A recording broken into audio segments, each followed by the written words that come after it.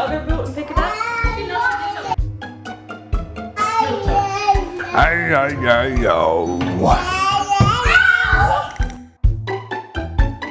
You gonna throw the ball? You gonna catch it? Fostering has always been something that I have been interested in before I even met Jonathan. You stopped her, yeah. You're a good helper. We were both raised in families that really valued service and serving other people. And so this was one way that we were able to do that as a couple. You're doing good. Oh, so fast.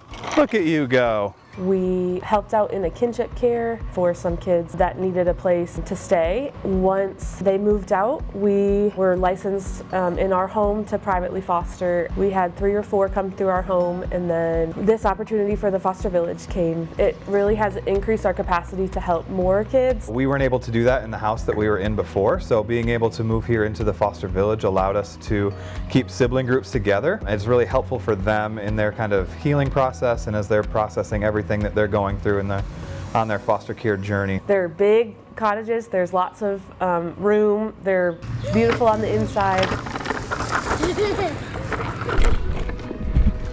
It's really nice to live on campus.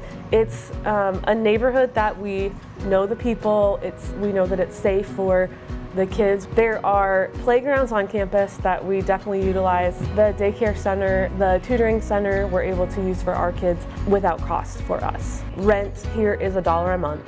That has allowed me to either work part-time or not have to work. It's its own job to take care of any kids, let alone 6 to 8 kids. That has really allowed us to have the freedom to focus on the kids' needs. We right now have a teen girl who's pregnant. I think that's a really cool opportunity to kind of walk with her through that journey and just kind of prepare her for motherhood. Showing her like simple choices can make a big difference, even with like eating and health, or things that even now, before her baby's even born, how she can help her baby to be healthy and come on time, and how she can be the best mom from the start.